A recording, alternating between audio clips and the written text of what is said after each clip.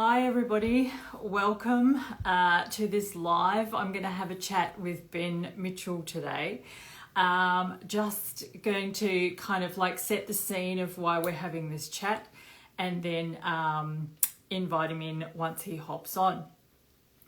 So many of us are understandably feeling a lot of grief. There's a lot of loss around this time. We can be feeling pretty stuck in things. We can be feeling like very much at the mercy of things at this time. And I want to bring perspective and focus on the creating of the new. So there are many of us who feel drawn to tearing down some structures, to exposing, to marching, to speaking up, to speaking out. There's that element of it. And then there's the element of it of, okay, who is creating the new? And I want to highlight that. And Ben is very much somebody who is creating the new. And he's inspired me as I've observed him over this time with his music, with what he's creating with Free the Nation. And so I wanted to have a chat with him today. So you hear, Ben, can you just send a request? And then I will invite you on. I feel like I've known Ben for a long time, even though obviously we've only known each other in this space, but you know, it definitely does feel like a family atmosphere here, and the whole freedom movement, which is of course all of us in whatever capacity we show up and whatever we're doing, definitely has very much a family energy to it. Hi, Ben. Hey Sabine, how you going? I'm good. How are you? Yeah, very well. Thanks so much for having me on. Yeah, thank you for joining me. I was just saying that you have inspired me throughout this period of time as I've watched you kind of go through, you know, a fair amount of transition. You've inspired me as somebody that's focusing on creating the new. And I love that too. That's very dear to my heart. I feel like that's my role at this time too. So yeah, that's why I'd love to have a chat with you today about that. And I so often hear people say, are we there yet? Are we there yet? Are we there yet? And then I remind them that we are it and that we are creating the there. Yeah. So I feel like you have a really, you have a beautiful way of contributing to creating it. So that's what I'd love for us to chat about today.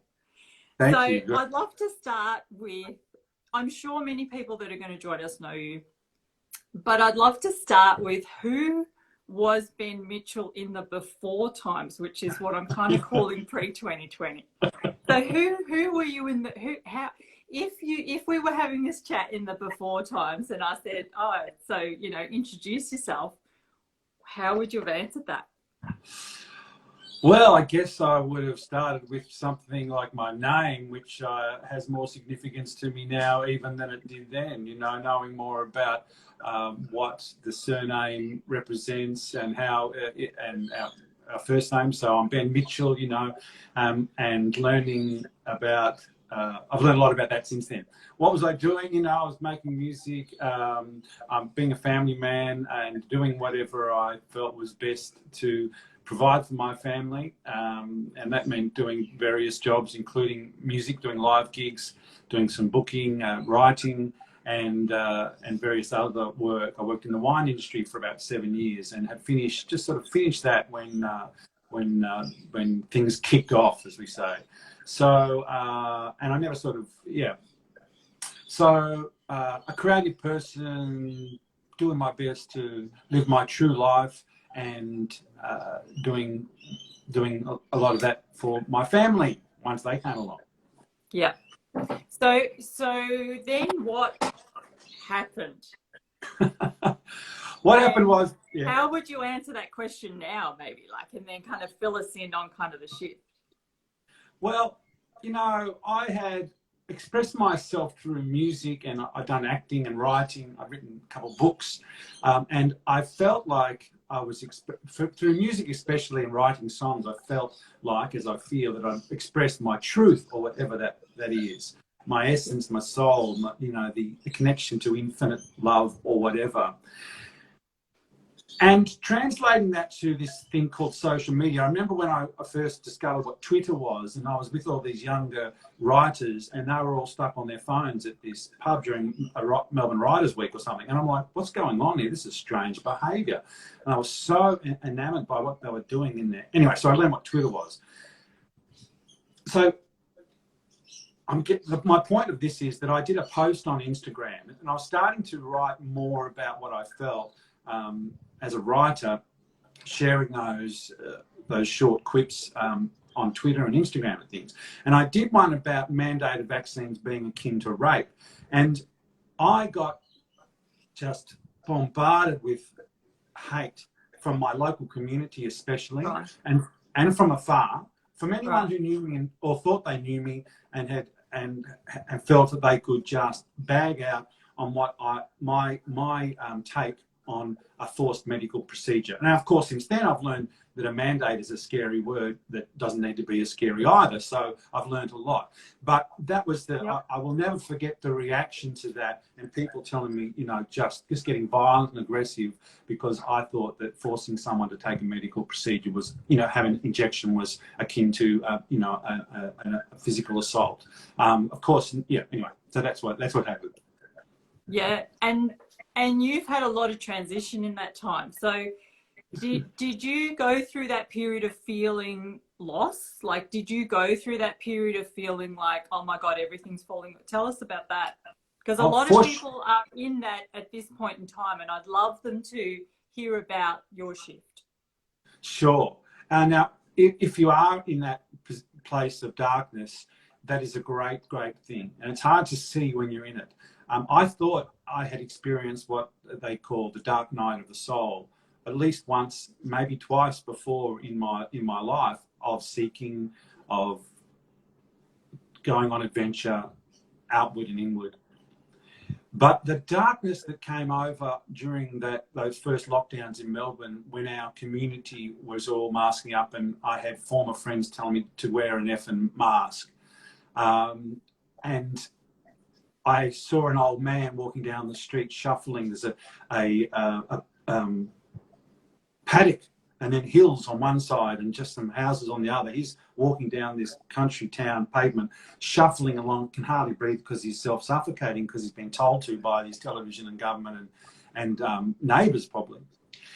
And the fact that I felt so powerless that I couldn't stop my children seeing this world, that this world was coming to life, and no matter how much I shared about why it was bad for us, etc., and why it was obvious that they were going to keep escalating it if people went along, that I felt really powerless because my kids were witnessing this, and I knew the psychological impact, potential psychological impact of that. Yeah. That was hard. So we used to go for walks up in the mountains. You couldn't walk down the main street without getting abused. So we'd walk up, go for our walks, and that was great. The family was together. We quickly took the kids out of school when we were no longer welcome without masks to go in to pick them up. And that was a big surprise, but another magnificent turning point in our life. And yep. I must say this, for all the darkness, there's hardly a day that goes by where myself and my wife don't give thanks for the gift of the last 2 years. We have stepped, both of us, into our power as parents, as individuals, owning our own positions, if you will, our own mind. Yep. And that's been a great gift. But yes, there was darkness, and we found the light. Well, you found the light, or you shift a perspective. I mean, it sounds like a lot, because not a lot has changed probably in outward appearance of this world, but there's obviously was a massive change in you. Would you say? Sure. The important thing, I think, is the acceptance. And in that, I use that word powerlessness, or thank you, Pie Chips with Elvis. You are too. All the love, we feel it. It's a great challenge, and I know that you get it. It's been all the stuff that we share, privately when we're complimenting each other on what we express or whatever. Is that the ultimate responsibility is our own, and Yeah. our reaction is our reaction, no matter what. No matter how you can validate intellectually, spiritually, whatever the insult to you, be it perceived government authority or I'm talking about, you know, peers, neighbours, ex-friends or whatever, family. Ultimately, it's our choice how we handle that exchange. Now, we may have been slumbering through life and not realizing how connected we were energetically to others' approval, how much we were suppressing our own true feelings, thoughts, ideas, creativity, sexuality, whatever, you name it. But that's on us. And I think I caught a little bit of Tom Barnett yesterday in one of his lives. A friend of mine I met up here, one of the great joys or benefits of moving up here. And he was saying that freedom is a responsibility ultimately. And I totally agree. And I did a post recently saying if you're asking for freedom, you're not ready for it. And what I mean by that is I have it written down to talk to you about it. I loved it. Well, say it again and just let it just sit there for people to hear it if they're hearing it for the first time, and then tell us about that. I'll try and get it correct to what I wrote. Yeah, I've got it written down. All right. If you are asking for freedom, you're not ready for freedom. Yeah, beautiful. Yeah. So share with us the enormity of recognizing that so beautifully, to be able to share it with us, to kind of get it and to process it yourself so you can share it back. Yeah, I've got all this emotion coming up, and it's interesting. It's just being received by you, Sabine. You know, that post. You don't know what the challenging thing about the censorship and the algorithms is. You're not sure whether you're getting a true reflection of people's response or engagement. That post didn't get, a lot of the sort of angrier posts, shall we say, get a lot more engagement. And that's telling too, because that's normal. It's part of the process, and people need to go through that. We all do. But when you get to that point, which I'm expressing in that short statement, is that you can't ask anyone for freedom. You can only challenge yourself to live free, and it's one of the great revelations of the scamdemic. When you're ready for that, is you walk away from abusive authority. You say, no, I won't go in here. I don't need to buy this. I don't need to shop here. Of course, you've got all the ways that you can do everything you want to do, and you can confront all the unlawful behavior that's going on.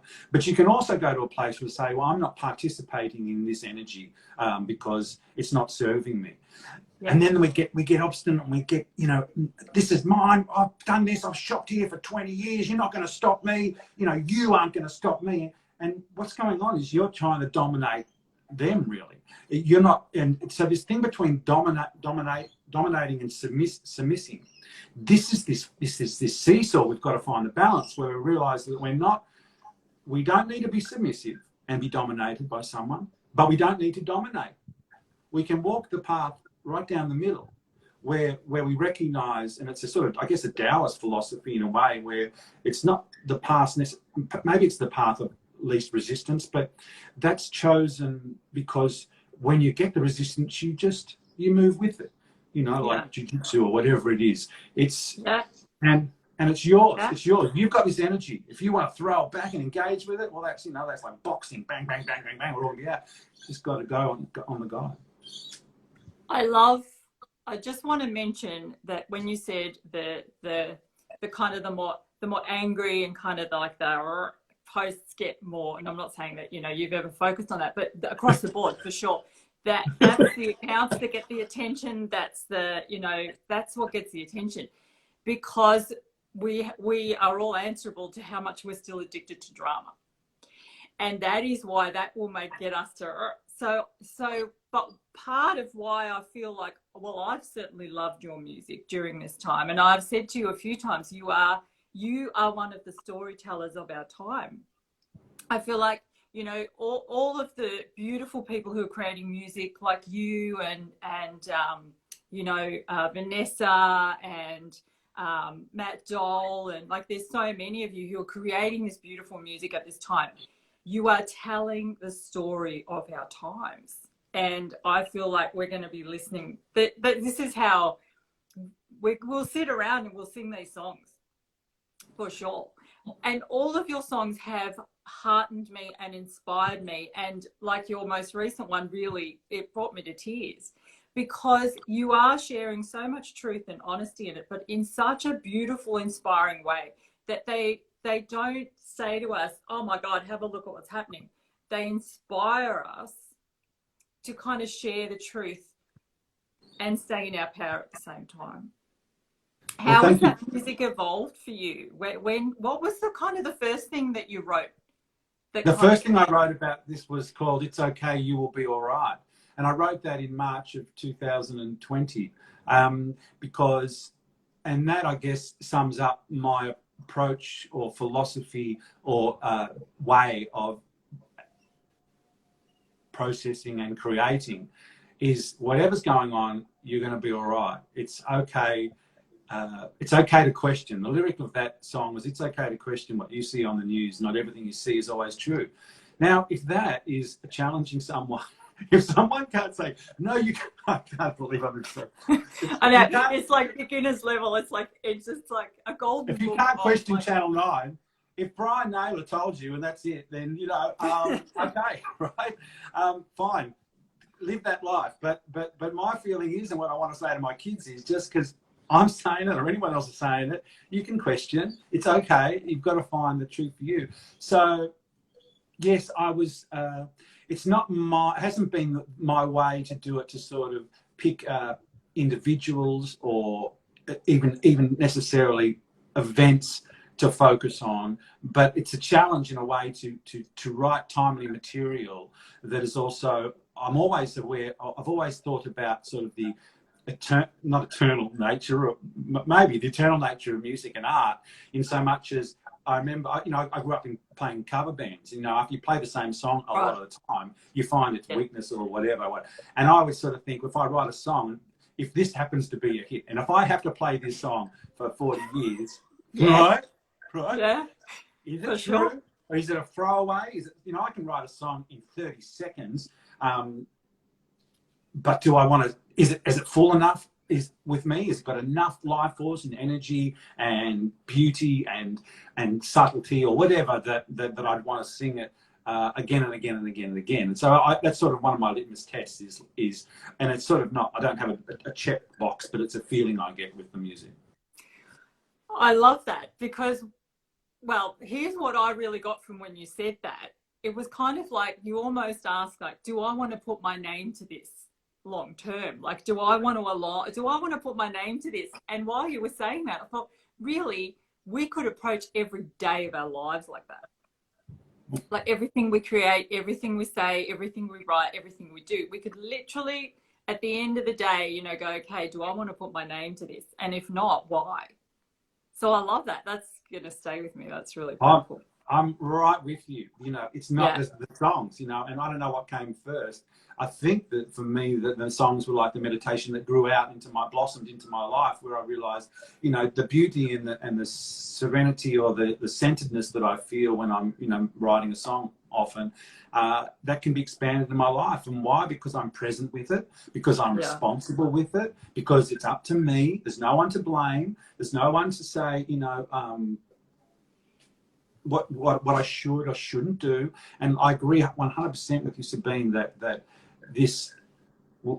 that's the goal. You know, everything that comes out of our mouth, every action we take, you know, let's imagine we are in the Truman Show and someone's watching us all the time, and we're going to have to watch it back. I often think about that.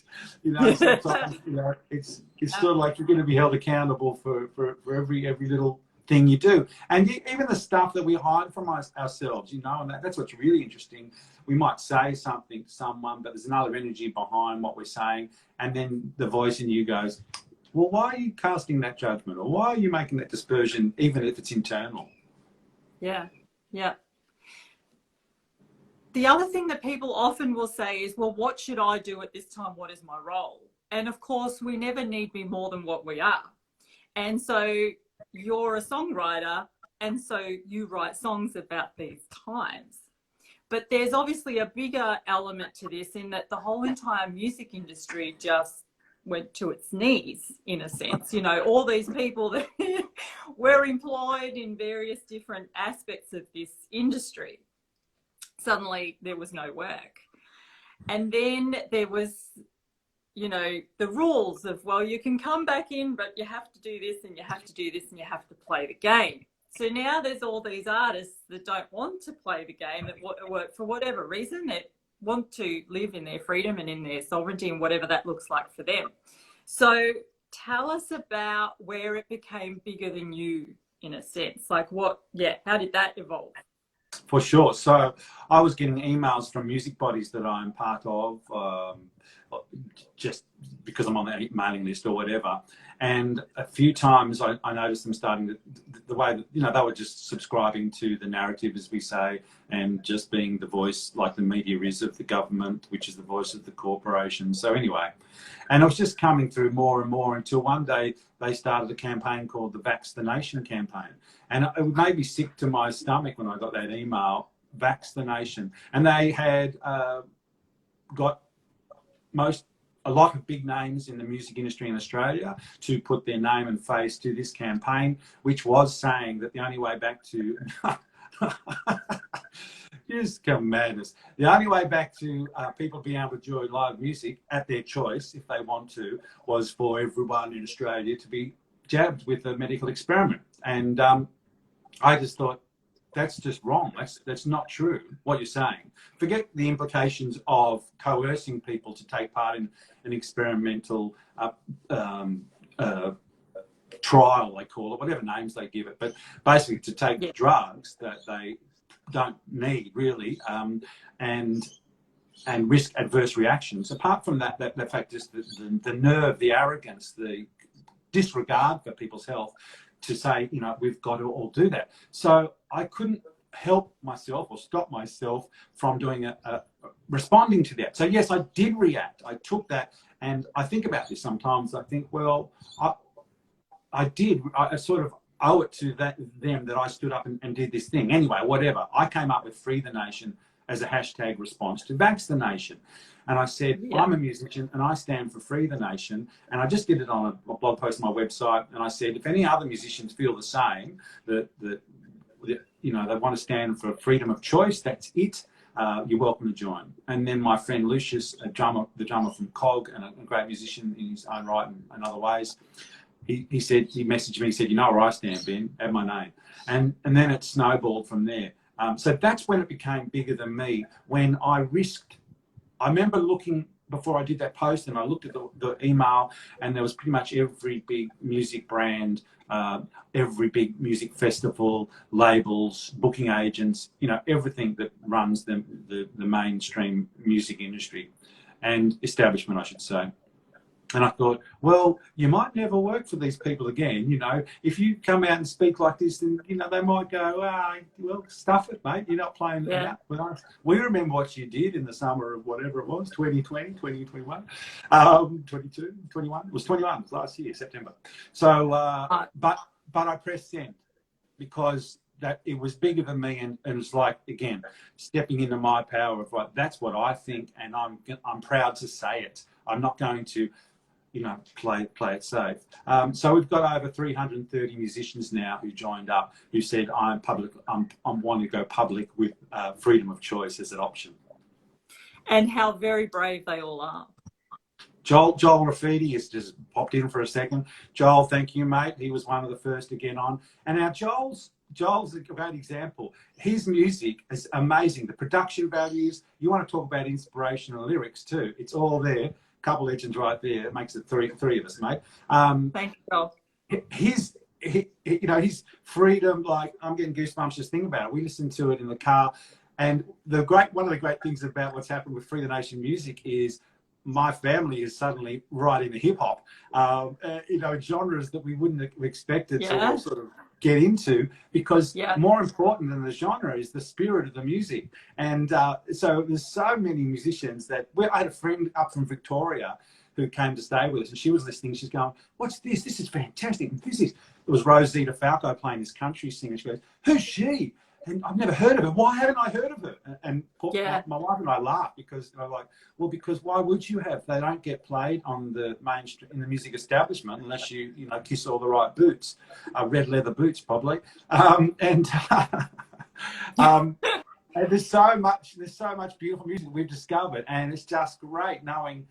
I think we all thought that before the scamdemic, is that the music that we responded to and that lifted our spirit and all that we were engaged with those musicians as role models or something, people that were worth sort of opening our hearts to.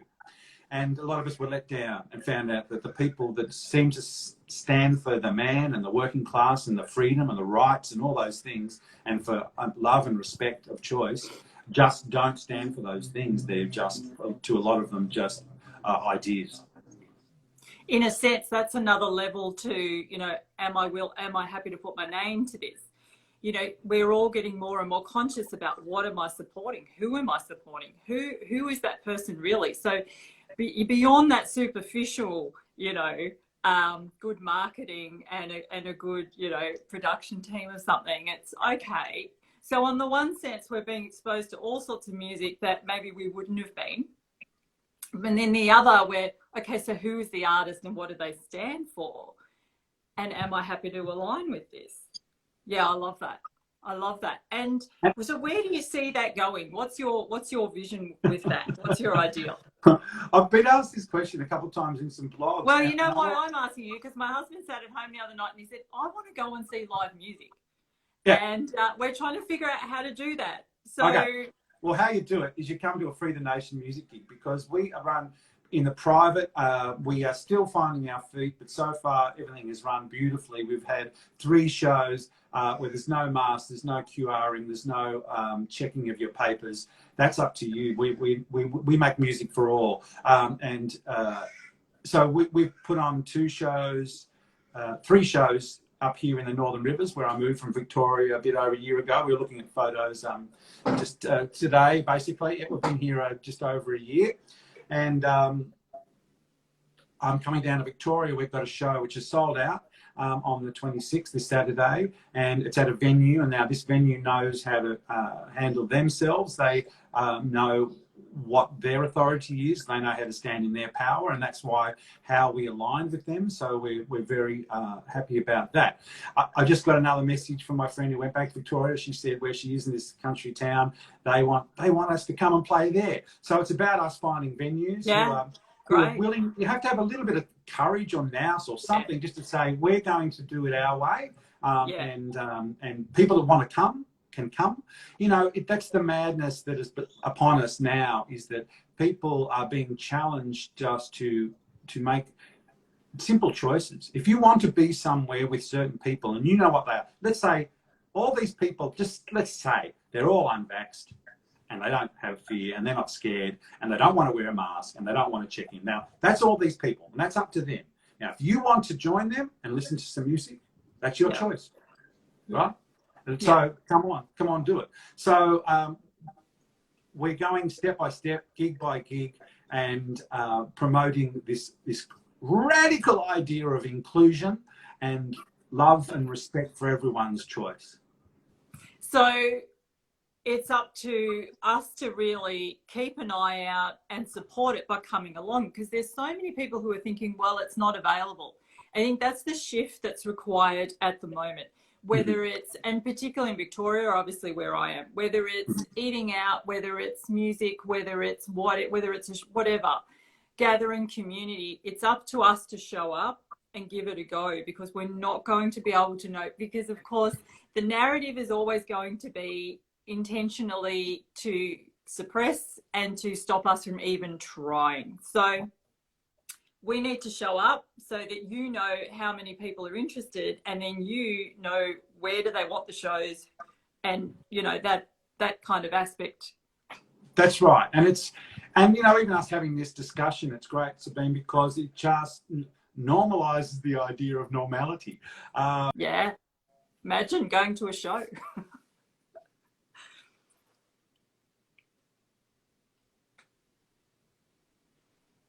Now, I don't know if that's you freezing or if it's me. Is that me freezing? Can anyone let me know in the comments?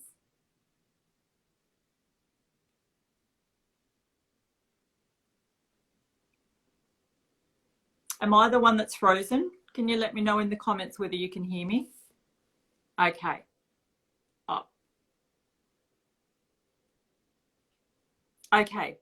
I'm going to see if Ben can come back in. Here we go.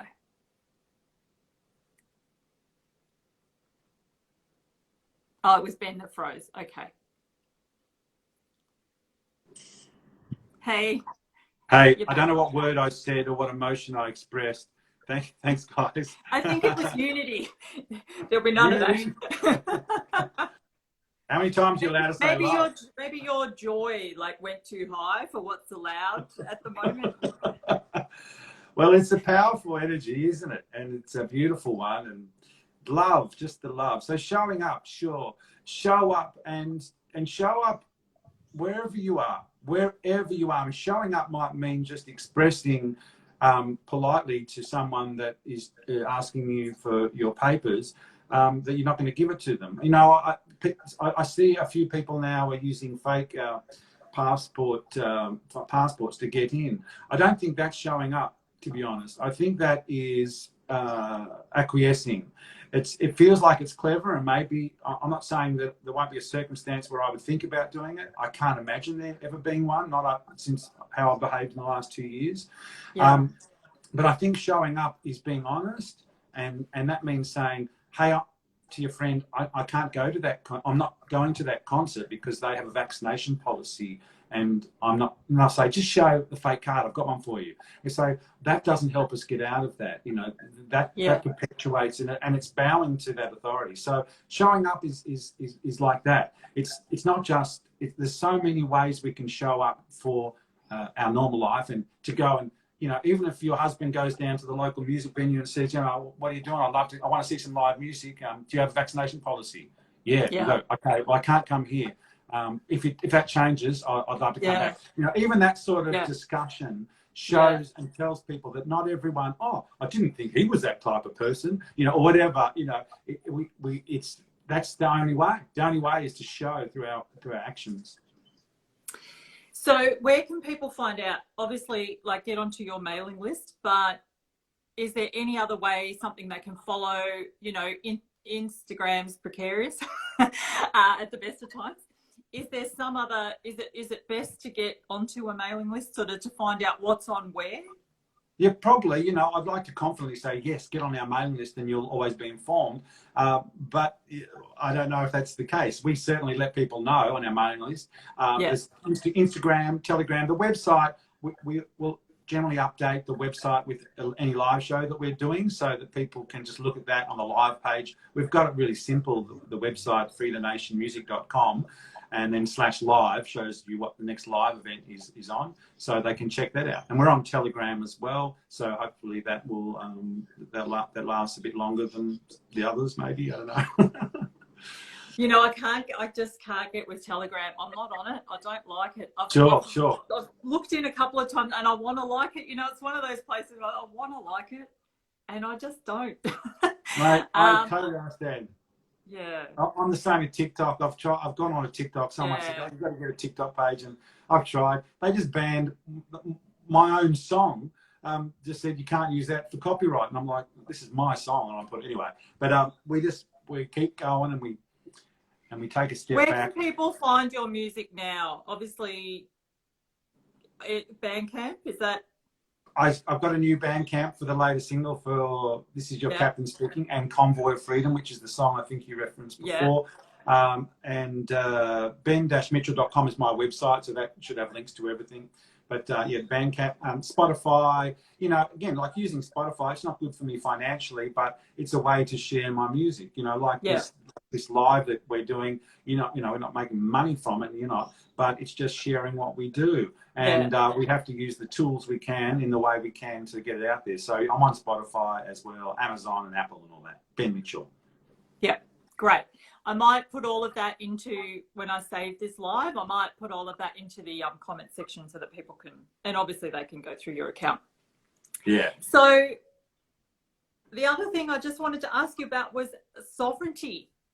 And how have you and your family stepped into it in a way you never might have imagined that you would back in the before times, when it was probably a word we obviously knew it and we had some understanding of what it meant, but God, we didn't have a clue of what it actually meant.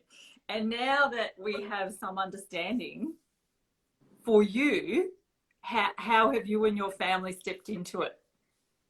One, by owning my thoughts and sharing them and standing by them.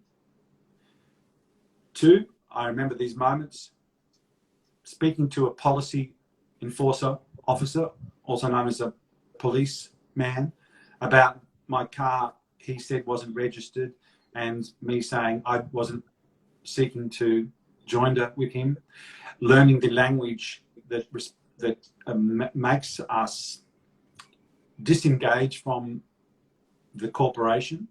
So that's an ongoing thing. In terms of sovereignty, that means that I'm sovereign over, when they say, where do you live? And they're looking for your address. Well, it's totally true to say, I live here. This is where I live, here. And that sounds mad to some people who haven't gone down this path at all, to look at the difference between a dead entity corporate name and the living man or woman that is in front, who we're in front of each other here. So exploring that one more and more, looking into what fines are, and whereas I used to just pay fines, now I pretty much don't, or I look into the alternatives and who is because one of the things that I've learned to really embrace is who is the living man or woman that has claim against me, because the natural law is that unless someone is injured, then there's no crime being committed. But we are brought up in a system of basically thought crime, that if you don't do this, you might do this might happen, and so we're going to penalize you, and so learning about that is another way that I've stepping into my sovereignty, and continually stopping doing this. See, a friend of mine once said, when you point your finger, there's three pointing back, and I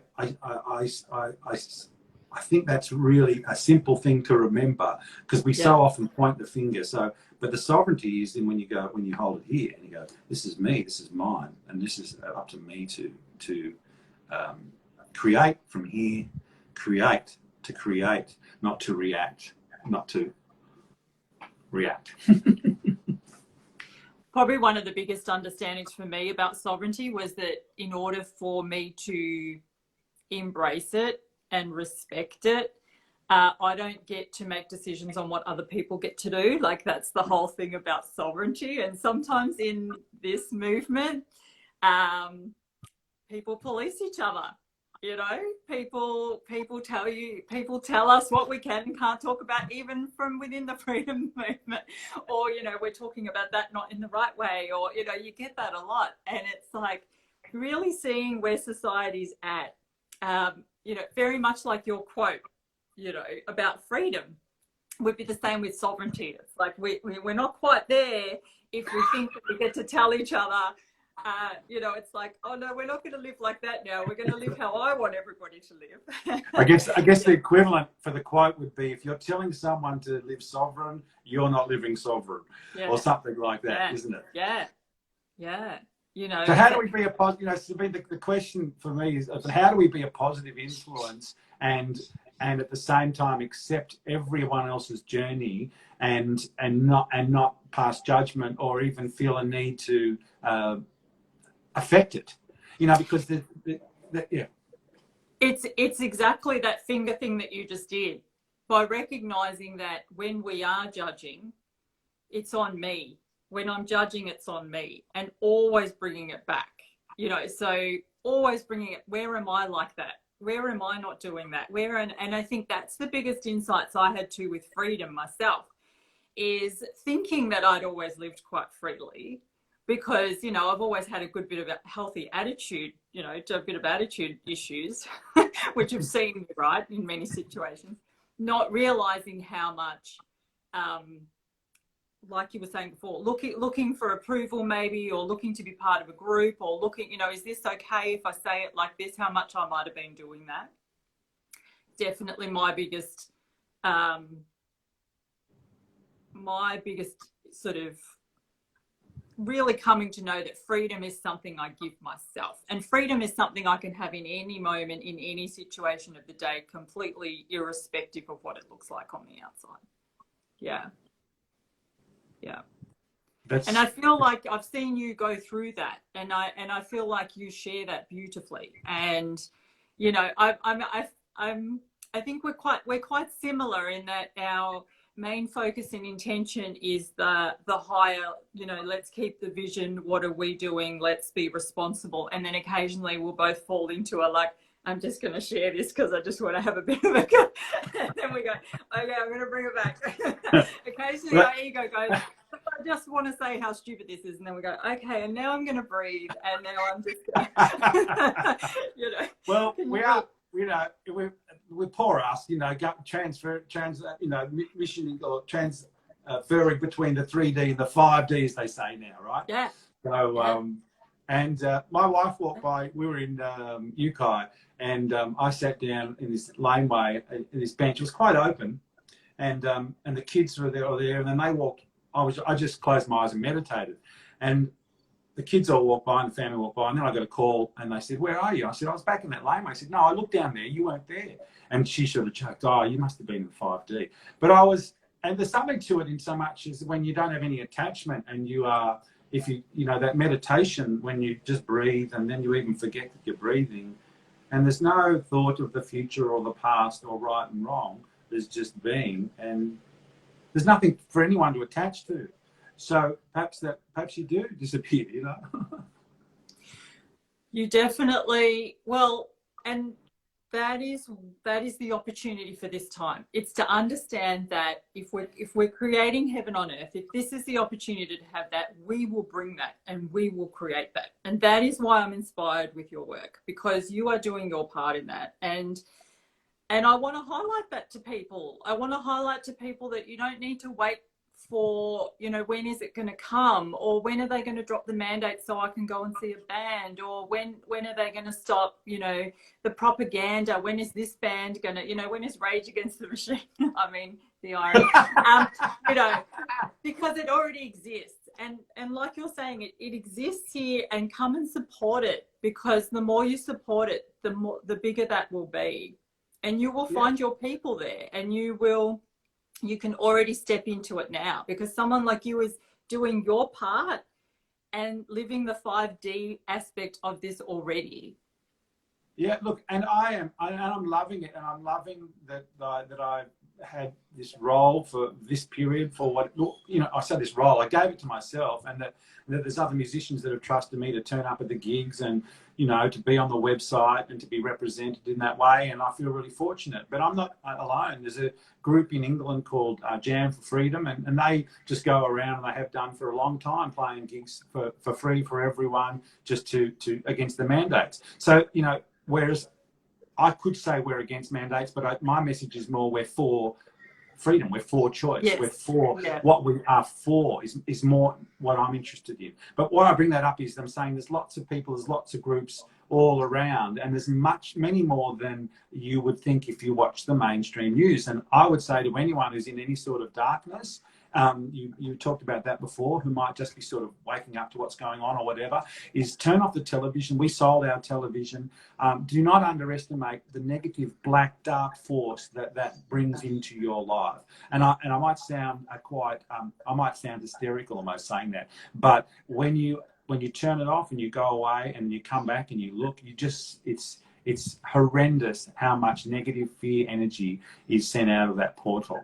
And the darkness will lift, because you cannot look at nature for any period of time and being seated with yourself, and the darkness, it will lift. It will by nature. There's a lot of people at the moment, and something else I like to highlight is homeschooling. Yeah.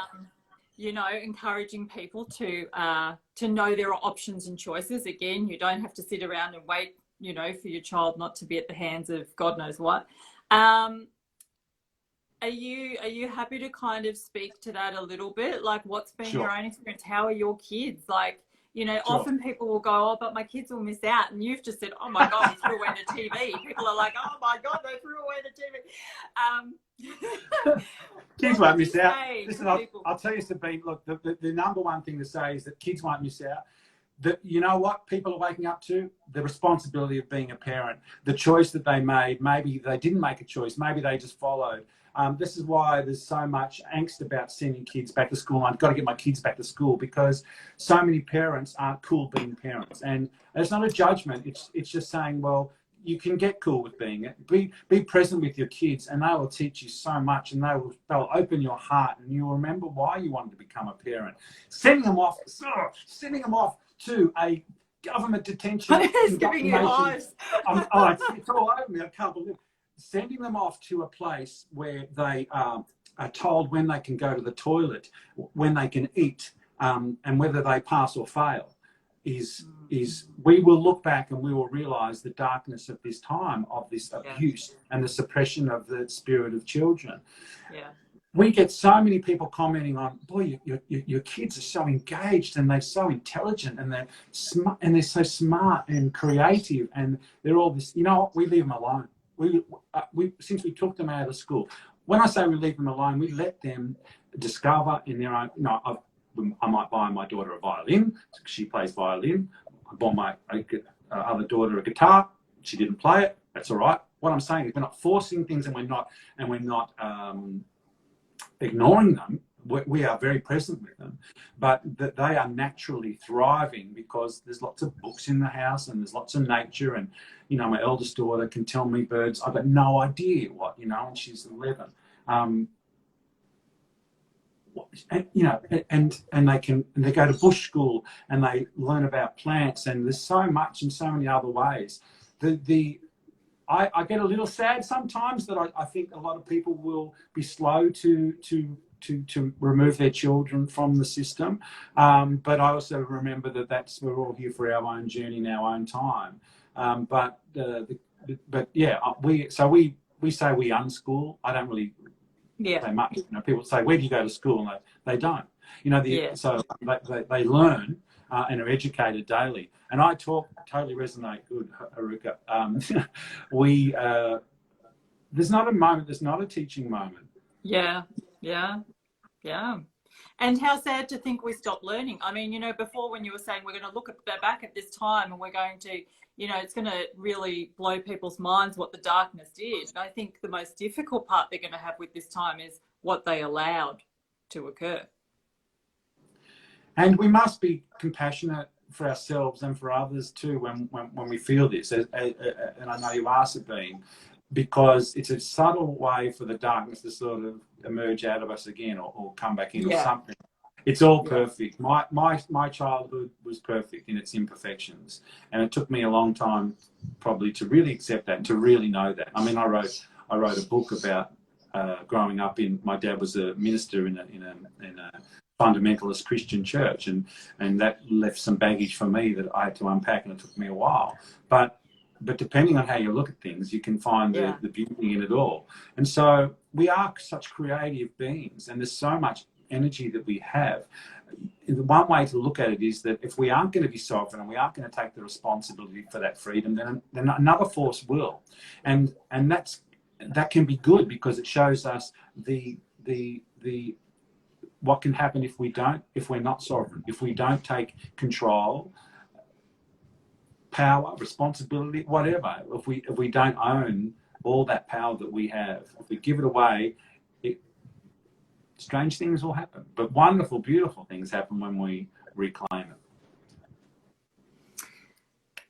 Is there anything you would like to share as a closing statement to folks who are watching about how they can step into their own role at this time, and about how they can also be part of the creation of the new? 4 words. Do what you love. If you do that, you'll be acting from love, with love. You'll create more love. And if there's a response in you that says, well, I can't because of this or that, well, just pay attention to that voice, because it's from somewhere else. It's not you. It's not the infinite creativity inside you. And when I say do what you love, what do you want to eat tonight? Well, it's Thursday. We always eat this or whatever. No. Be present. What do you feel like eating? Well, yeah. I want to have apple pie for dinner. Well, you don't have apple pie for dinner. You know, that's not dinner. But I want that. So I'm going to have apple pie. And it's a funny thing, but, you know, when you just start to pay attention to where you are, you honour that. And from that, all beautiful things grow. You get out of habit. You get out of being told or doing what the right thing, or what I'm supposed to do, or what I've always done, all that stuff that doesn't help us grow. What do you feel like doing? Do what you love. Eat what you love. I always eat what I love. I always do what I love. I love that. Because it's the self-imposed prison that causes the biggest harm in our lives.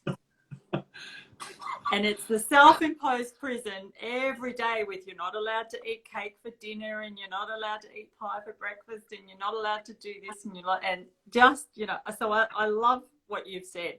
It's a beautiful thing so powerful, because you can apply it across the board to everything you do, and you can use it as your own check-in.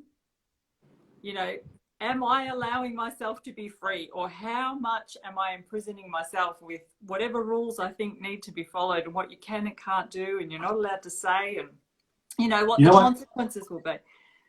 If you're in a group of people and you're hating it, and they're talking about stuff that you cannot relate to and don't resonate with, but maybe you feel like you're compelled to, you've got to, because they're all your best friends, or they're your work colleagues, or they're your family. You don't have to. Do what you love. Doing what you love might be walking up, so getting up and walking out and not saying anything. Yeah. Where'd Ben just go? Ben, what are you doing? And you just keep walking. It might be like that. And it'll surprise you. Doing what you love surprises you, because you get connected and go, what do I want to do? Why am I feeling uncomfortable here? I've got nothing to say to this person. Then don't. I feel like the music industry would have done that at a certain point with you, like, where'd Ben just go? Where'd Ben just go? That's all right, he's over there creating heaven on earth, it's okay. I remember posting once, I posted something on Twitter about when Victoria was going crazy about mandates or restrictions at venues or something, and I said something, I've made peace with never going into a music venue again if you have to be, and a couple of smart asses said, well, we've made peace with it too, Ben. Just to your point about the music industry, where's Ben doing? Like, we don't care either. Yeah, if you'd never come back to a pub. I don't think you got what I was saying, but that's all right. Yeah. It is all right, isn't it? It really is all right, because when we look back at the before times and we look at where we are now, wow, look at how much we've all done in such a short period of time. And, you know, that's so... What are we going to be talking about in another year or 2 years, Sabine? Exactly. I mean, we'll look back on this video and go, oh, geez, you had so much to learn, Ben. What's going on? But we will in the best possible way. We'll go, wow, look at how far we've come, but wow, look at what we've done now. Because, I mean, that's the thing, isn't it?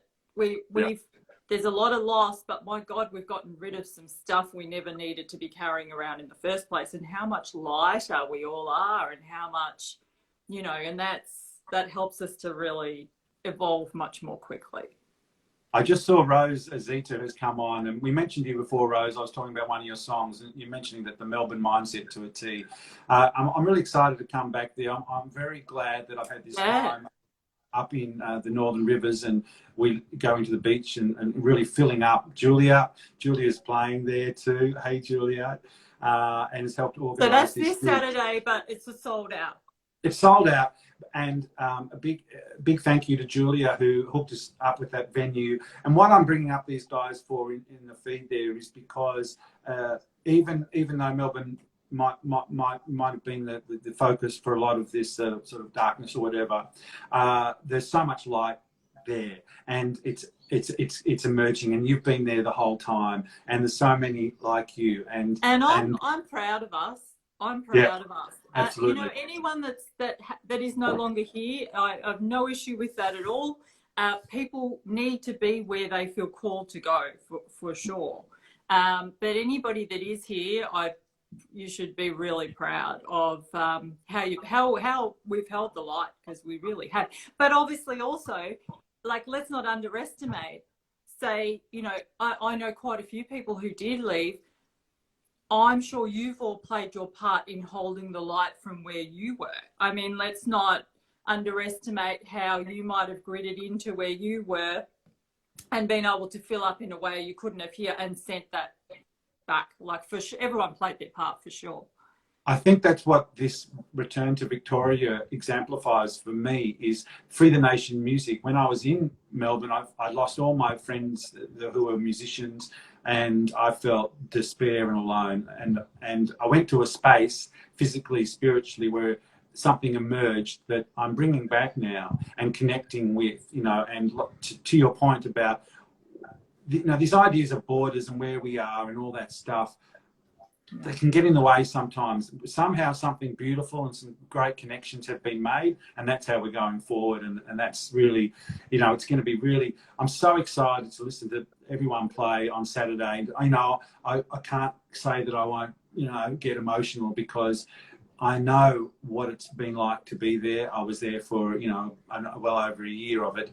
And people who've persevered and held the line, as you say, I know what it has meant, and so it's going to be beautiful to come back and to celebrate together the light and the music and the joy of living and how natural it is. Well, I'm very excited to hear about more shows, because we're ready to go. My hubby's ready to go. He's keen. So good luck for Saturday. I mean, I'm sure it'll be fabulous. Yep, we're going to have a fantastic time. I've already got someone saying they want us to come out to the Yarra Valley and there's a venue out there that are pretty pro-freedom, so that's pretty near you, so maybe that'll be the next one. That's just like right near me. I'm in the Dandenong Ranges, so yeah, Yarra Valley, please. Okay. All right. Thank you so much, Ben. I really appreciate your time, and I appreciate everything you're doing at this time, and it's such a pleasure to speak with you today. And you too, Sabine. Thank you so much. I appreciate everything you've been doing for all this time, the light that you put out there, and I do feel connected to you, even though we've never physically met, because we have shared so much together, and that's the wonder and beauty of these things. We complain about their limitations and their censoring sometimes, but they've also brought us together and helped us to connect, and I really appreciate coming on and chatting to you. Yeah, thank you so much. And for everyone who's watching, we're going to put the website in the comments, and ways that you can follow Ben, you can support this Free the Nation music, and ways that you can download your music. Very good. All right. Thank you so much. See ya. Take care.